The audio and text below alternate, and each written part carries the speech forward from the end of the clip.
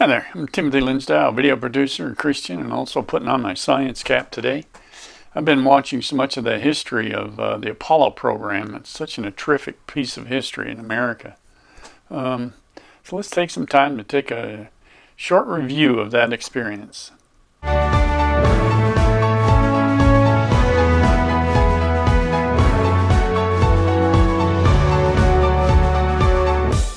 Like and comment on my video and subscribe to support my channel if you would. Keep this history going. Thank you. The Apollo program, was NASA's program that was initiated probably more by the Cold War. The fact that the Russians at first had put up a satellite called the Sputnik and put up a dog in space. They really scared the Americans into action. Even though they were working on projects, they were moving pretty slow. Werner von Braun, the German scientist that they had captured at the end of the war and brought here with other scientists, we had everything we needed to get going. And John F. Kennedy, made that fact that would put a man on the moon before the decade was out. And that was in 1961, and they did it by 1969, which is really pretty amazing. There were 11 total space flights and walking on the moon. The first 4 of those flights tested equipment used in the Apollo program. Six of the 7 flights landed on the moon. The first Apollo flight happened in '68, and the first moon landing took place in '69. So it was one right after the other. Each one tested out equipment and people in the process to be able to get this done. Once they got to '68, things started to move really quickly. There was one major tragic event with Apollo 1 on the ground where 3 astronauts were killed, Jaffe, White, and Grissom. Tragic accident. But that was it, and all the other events they had didn't lose another person until the shuttle era. The last moon landing was in 1972. I was watching one of the documentaries. I think it was titled "When We Were Apollo," and it was kind of sad to think about the 400,000 is a solid number they used for the number of people required to build everything and to test and prepare and to put somebody on the moon. But once that Apollo 11, Neil Armstrong stepped on the moon, it really pretty much ended that quest. They had those several more shots to go, and a total of 12 astronauts eventually would walk on the moon, conduct science experiments. But once they were done with that in those few short years from '68 to '72, it was over for the Apollo program, and it was sad in a way because it was a very intense time. The team they put together to make that work was incredible. People from all the right education backgrounds and experience, and all the right companies it took to put all of that together. It was really pretty incredible. And many think that it's never been matched since, and it'll probably take something like a Mars shot to bring that number of people together, but so much has already been done. So many of those people said they were quite proud, of course, to have been part of that team to make that happen. But things come and things go, and that was a big one, putting man on the moon. NASA designed the Apollo Command Module for this program, and it was a capsule. It was a room for 3 astronauts.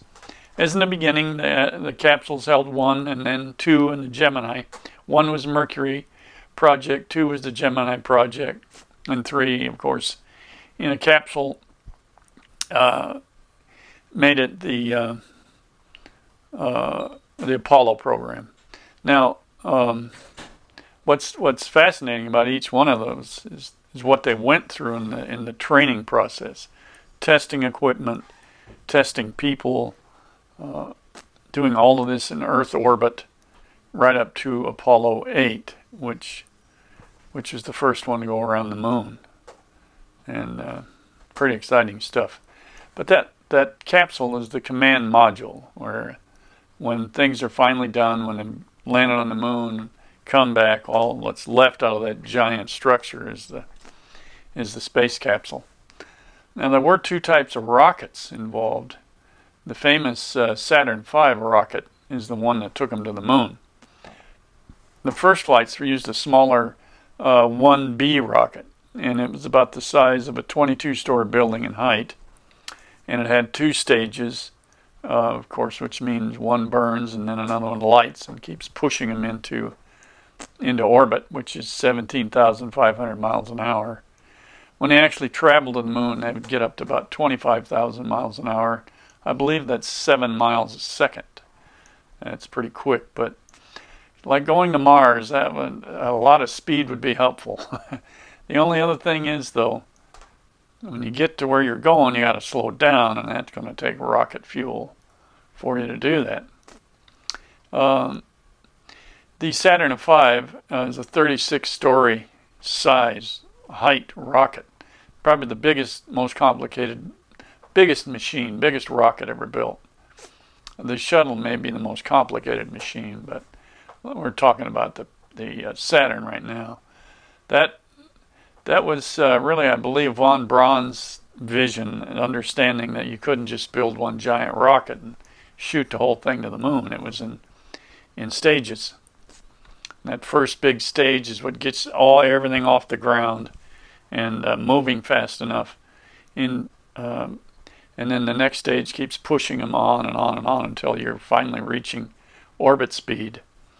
And then eventually you can come around the Earth and gain what you'd call a lunar transition speed. The first one to land on the moon, of course, was the Apollo 11 mission. Neil Armstrong, Michael Collins, and Buzz Aldrin were the crew members. And of course, they go down in history being the first crew that landed on the moon. So it was a huge deal for them when they came back. I think they were overwhelmed. They took basically a world tour because, it wasn't just Americans that made that happen, but everybody felt part of it all over the world, that man had been able to break free from the Earth and land on another body in space. And that's pretty amazing. Little list here of different Apollo 7 tested the command module. Apollo 8, first to orbit the moon. That would have been Borman, Lovell, and Anders. Apollo 9 tested the lunar module. Apollo 7 tested the lunar module around the moon. So each step, I wanted to be sure. And finally, the grand one, Apollo 11, the first one to land on the moon. And Neil Armstrong became the first man to set foot on the moon, going down in history. Followed by Buzz Aldrin and the command pilot who kept the capsule in order above, Michael Collins. A big, big deal in history. Still remember that myself, watching it on TV and stepping outside and looking up in the sky and seeing the full moon. That was pretty amazing. Apollo 12 landed on the moon November of '69, so the 11 landed in July, so we have August, September, October, November. Almost 4 months later, the Apollo 12 landed. Apollo 13 was in April, that next spring. And we know about Apollo 13 from movies and stories. They fortunately survived a terrible malfunction on the command module, or part of that system, and became pretty famous. Lovell and Swigert and Hayes Lovell became well known from that experience. And Houston, we have a problem. May not be the exact quote, but those are the words used from what occurred. Unfortunately, with the help of all the engineers and scientists back here on Earth, they were able to work out a way to keep those guys alive and get them back to safely to the Earth, which was an incredible story. Apollo 14, January 71 landed. It was a crew of Shepard, Mitchell, and Russa. 15 was in August of 71, Scott, Irwin, and Warden. Apollo 16 in April of 72, crew Young, Duke, and Mattingly. And 17, the final flight that landed on the moon, Cernan, Schmidt, and Evans. Saw a documentary on Cernan.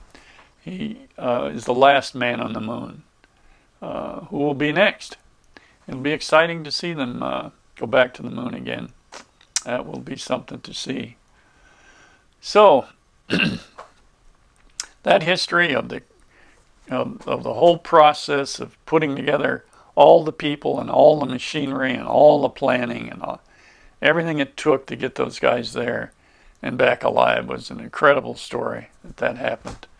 So we can look forward to the next story of what happens. It will be an exciting time. So thanks for watching. Like and comment on my videos. Subscribe to my channel to support it if you will.